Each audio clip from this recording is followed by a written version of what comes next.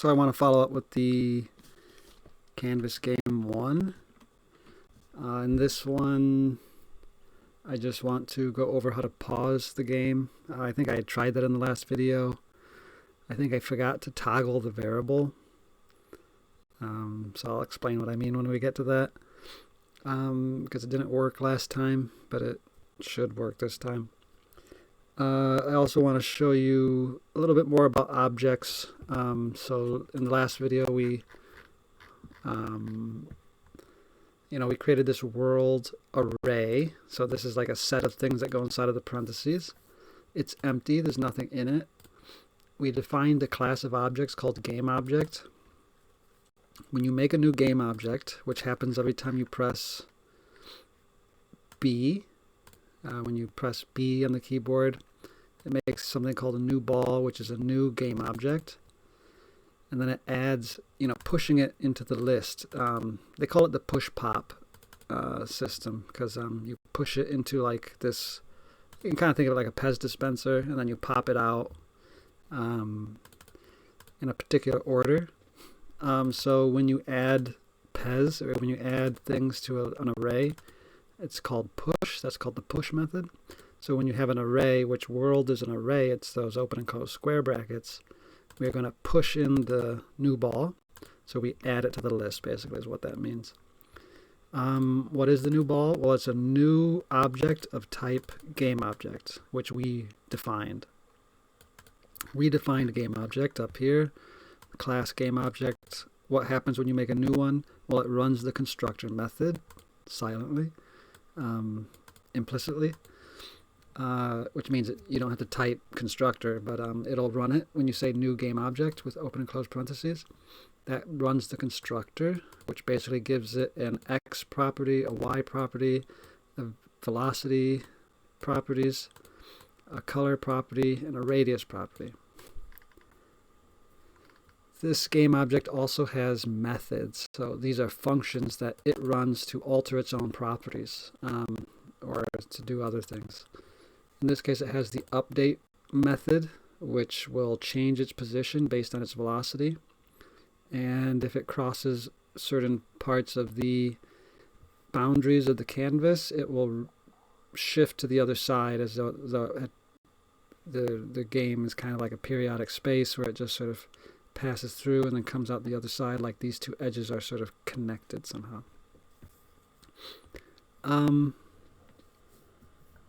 Okay, so it also has a draw method, which basically tells it how to make itself look on this canvas depending on what its coordinates are, what its radius is, and what its color is.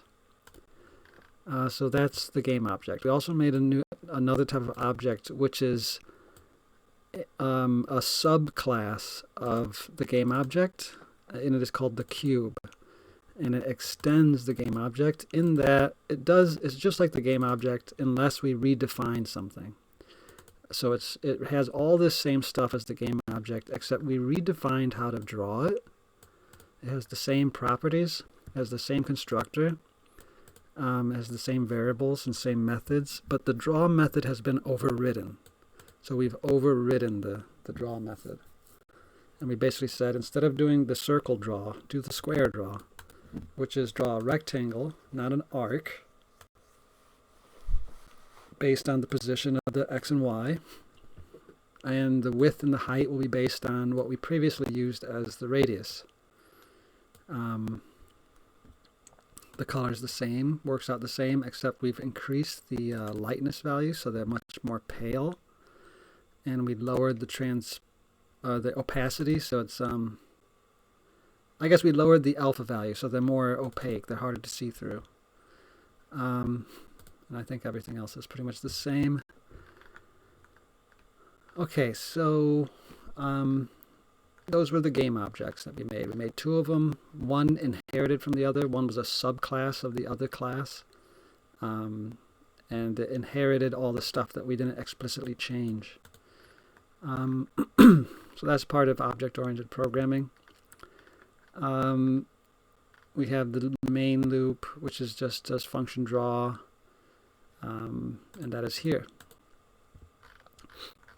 Okay, So what I want to do is first I want to make a variable. I think we tried to do this before, or I tried to, and forgot a crucial step. So bar paused equals false, so the game will start unpaused. But we need to toggle this. I think that's what I forgot to do, if I remember correctly. So when I unpause it, pause needs to become true, and when I pause it, paused becomes true, and when I unpause it, it becomes false. I think I forgot to do that last time. So let's go down to the event listener that checks the keyboard. So if I press B, make a ball. If I press C, make a cube. Well, if I press P, we need a conditional branching. What do we mean by branching? Well, if, paused, do something, else, do another thing. So depending on the state of pause, the variable, if it's true or false. If it's true, it will start the game back up again. If it's false, it will stop the game. Stopping the game is pretty easy. You can just say clear interval main. So as before, main was equal to a set interval, and it ran the function update draw every 30 milliseconds. Update draw, update draw, update draw. But when I press P, if paused is true, right now it'll do nothing. But if paused is false, which is how the game starts, it will stop the game.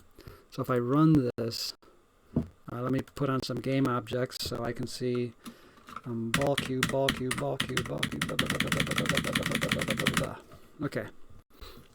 So we got things moving. If I press P, it stops. And if I press P again, nothing happens. Well, I don't have anything to happen to unpause it, but I think the thing I was missing before was that I don't want, if the game is not paused, it will do this. But then I need to toggle pause to be true now. So it needs to toggle between true and false. So if it's false, make it true once you press P. Also, we'll need to eventually say that pause is equal to false. If it's true, if the game is paused when I press P, it should unpause. So I think this toggling here and here is, I think that, oops, what I missed before. These lines 54 and 58 at this point. I think that's what I forgot before, and that's why it didn't work. So what are we going to put here, though, to make the game pause? I'm sorry, play. If it's paused, how do I make it play? Well, I run this again. So, well, you can only define a variable once. So var main can only happen once. So what I'm going to do is I'm going to say, I'm going to cut this. So I'm going to select it and press Control X. So I cut it, and I'm going to replace it with a function called start. And then I'm going to define what start is in this way. So what does start do? What does what I just cut? I'm going to press tab to indent properly. But it isn't just going to run this, it's going to return it. So return, what does that do? What that does is say, don't just run it, like make it whenever I run start like this, like I do here, it's the same as running this. It's the same as putting this where that is. So don't just run it. Make whatever output this generates sort of sit here, and so main is equal to its output. We'll talk more about that in coming up, what return does. But if we didn't put return, it would just run this, and main would not be set equal to anything. But if I put return here, something gets outputted.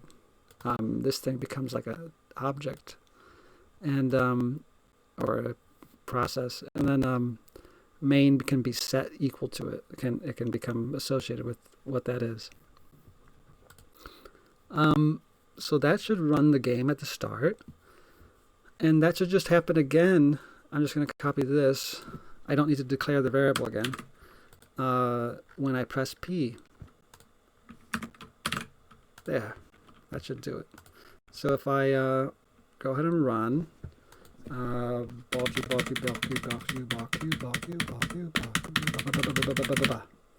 okay, there we go. We got a game-filled world of objects. Press P, it will pause.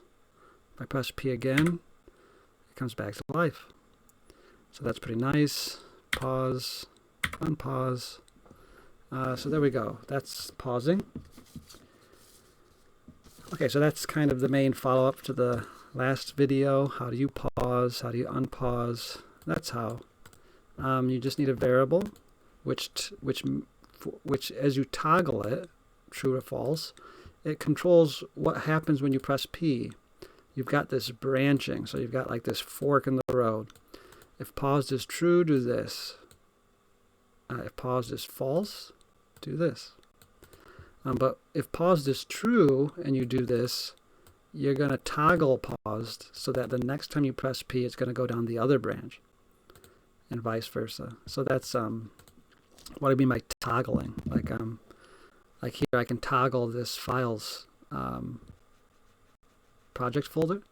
So if I toggle it, I can make it go away, I can make it come back, I can make it go away, I can make it go back. That's what I mean by toggling. I'm turning it on and off.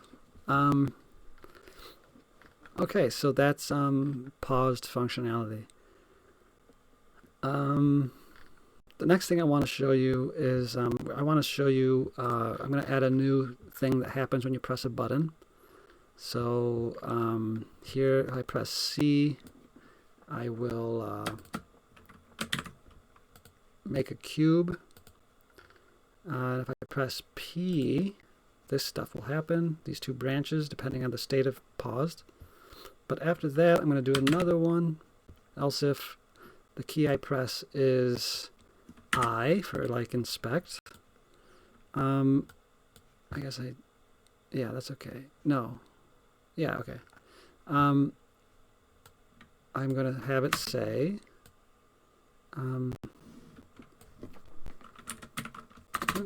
inspect first object in world. So if you press I, we will inspect the first object in the world.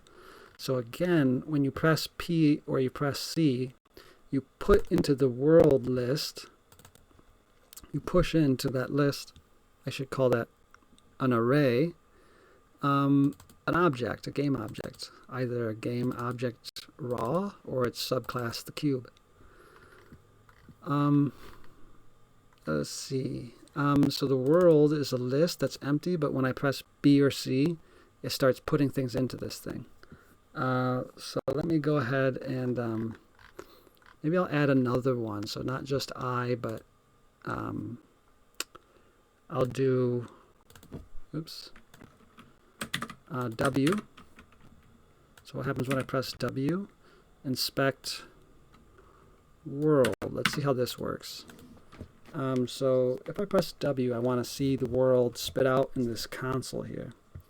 So I'm going to say console.log world.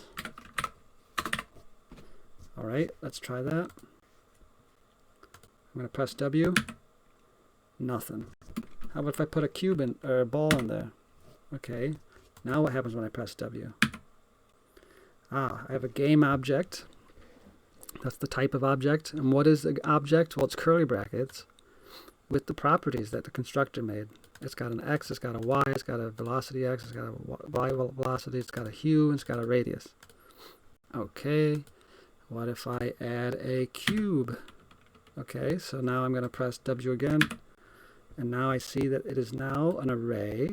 The world is now an array with two objects. I've got a game object type, which is a ball, comma, I have a cube object type, which is a subclass of the game, and they have similar properties, but they're a little different because they're at different locations, they have different velocities, their hues are different, and their sizes are different. So there we go. So that's a way we can kind of inspect the world. I'm going to copy that, put it here, and now if I want to inspect the first thing added to the world, I'm just going to say in square brackets 0, because as I put things into this array, it starts counting at 0. So this is the 0th object.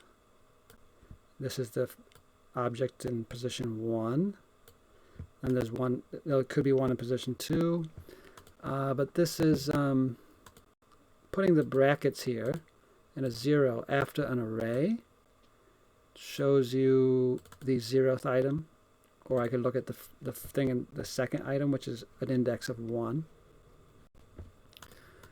So let me run that, and I'll do a cube this time and then a ball, and let's say I want to see the world. Okay, it's 2 things, but what if I just want to see the first item? I'm going to press I, and it's the cube. So I just want to see the cube. I press I, and it shows me the properties of the cube. So that's another thing we can do, is we can, write to console what we want to look at, and we can see its current properties. If I press I again, I will see it crossed boundaries. I press I again, it's now super far down. Press I again, it's kind of in the middle here. It's halfway to the right, halfway up. Press I again, I'll be low Y value because I'm moving up to the top. Press I again, and now I'm nearly all the way to the right of the screen. Press I again, I've come left. Okay, you get the idea. So those are a couple things we can do.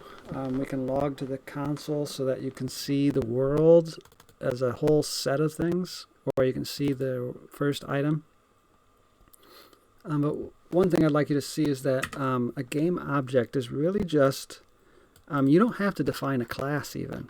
If you don't need to make a lot of them or anything like that, you don't have to make a class. A game object can really just be defined. I'll do one down here. Our smelly pants equals a game object. Maybe I'll do this so I can kind of see it.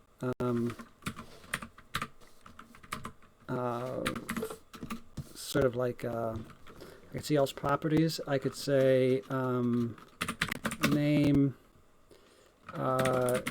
carrot. Okay. Age 100. Favorite food. What? Pizza. And you can even have a comma here at the last one, I think. So let me add a button that I can press to inspect the smelly pants. Where are my buttons? Okay, I'm going to press else if S is pressed. Console.log smelly pants. Okay, so let's go and run it. I have no objects, but what happens when I press S?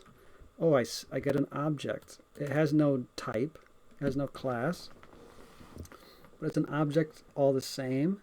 Notice the last comma I put in is missing, so it doesn't break if you put a comma at after the last attribute. But it has these attributes. Name is a carrot, age is 100, favorites food is pizza. You can even say, I believe you can, let's see,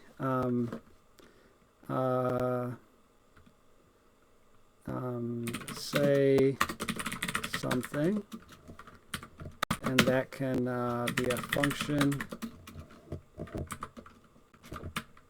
We'll just say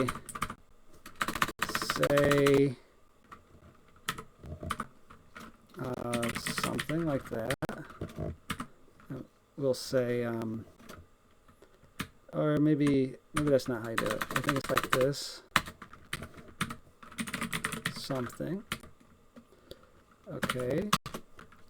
And return No, we'll just say console.log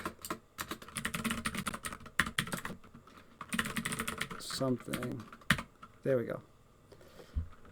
So let me try that. What if I run it? Okay, press S.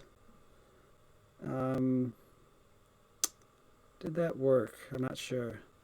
So I'm not seeing the method. Let me try to, oh, it's not stopping. It hasn't run yet. Okay, so missing curly brackets before what? Okay, so maybe that doesn't work. Do I have to put a function? No, I don't think so. Say maybe.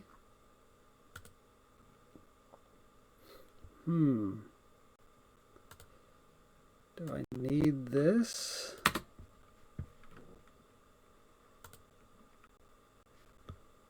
I don't know. I honestly don't remember how to do this. Turn that, I don't know.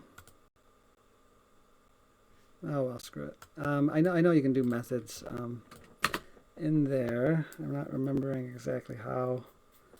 I'll do that in another video. So I know you can do methods. What if it's say, maybe it's just say, we're gonna try this. Probably gonna fail though. Console.log something.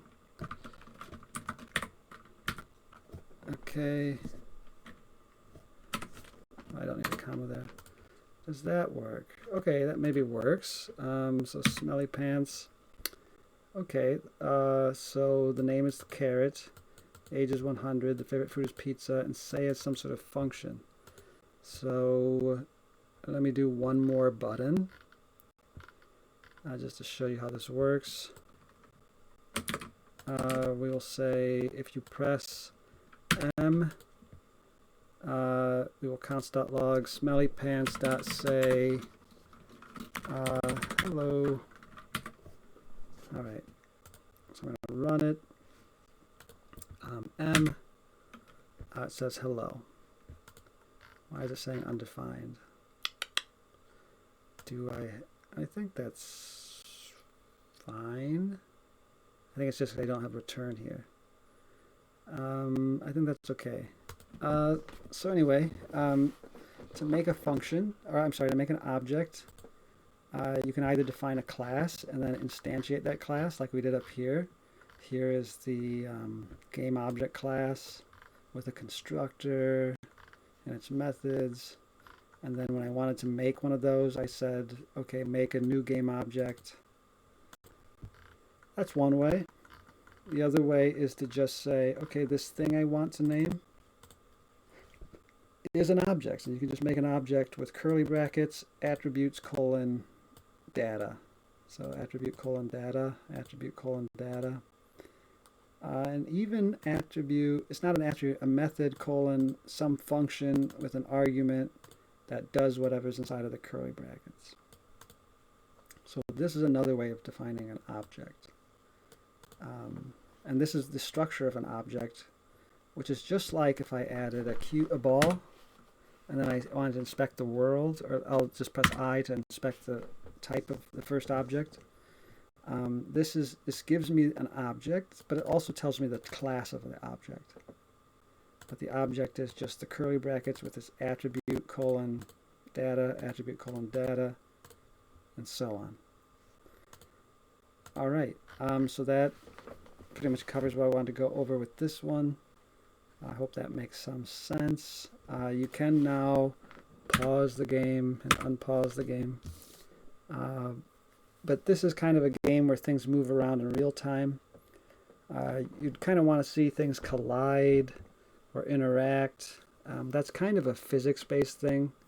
And like I said before, I don't really want to go into teaching like vector mathematics and physics and collisions and kinetic energy and momentum conservation, rotation and blah blah blah, torque, angular momentum and angular velocity and angular acceleration. Like, I don't want to go into all of that. That's way beyond what we need to do for this course. If you really wanted to make physics-based games, you would need that, unless you used a game engine. But if you're building your own game engine, if you're building it up from scratch, you kind of got to know physics, you kind of got to know math, and you need to know how programming works, how computers run programs. You need to know a lot of stuff. And on top of that, you need to visualize it, so you need to know a little bit about how to use computer graphics, which also requires some knowledge of vectors and matrices. There's a lot of math involved in building a game from scratch. Building anything from scratch is going to require, I don't mean scratch.mit.edu, but from nothing is going to require, I wouldn't say a college degree, but the equivalent. So it requires a lot. So anyway, which makes it good to learn. That'd be great, but we're not going to do that in this course, or at least I'm not going to make you. If you want to, prepare to spend a lot of time outside of class on your own, learning things because you like to and because you want to. I can help you, but you've got to be self-motivated for that. Anyway, so we're going to go for easier games that aren't really physics-based, that aren't real-time, maybe more turn-based, maybe more like card games or board games or turn-based type games. Like Cookie Clicker, maybe that's not exactly real-time, but it kind of is. It's close. It's getting there, but it's not physics-based. You don't have to like knock things over and blah blah blah. So anyway, this is the simple game. We've defined objects. That's kind of what this was all about, was objects. But it's also a little bit more. Also, in addition to that, it's kind of about the structure of a game. You have a world list. In more sophisticated games, you don't just have a single thing called the world. You have an enemies list. You have a weapons list. You have different lists for different things. Maybe you do have a world list with all objects, but then you also have a list of objects within viewing range. And you only care about the things that you're in your neighborhood. You might cut the world up into regions, and you don't instead of checking whether you collide with everything in the world, you maybe only check to see if you collide with things in your region. There's lots of little tricks to make the game more efficient and run better, but this is a very crude scaffolding for the beginning of a game. You have a world list of objects. You define objects. You don't have to, but you can. You can extend, you can create object inheritance or hierarchies of objects, subclasses of classes. So for instance, like I don't know if you guys probably haven't played StarCraft, or so maybe you know a little bit about StarCraft. StarCraft is a real-time strategy game. There are ground units and air units. There are buildings. So you might have a basic thing called a game object, which has hit points, it has armor, shields, and a location, a size. That game object can break it down into different subclasses like building or static structure or ground unit or air unit. Buildings and static structures can't move, but maybe they can shoot. Maybe they have weapons.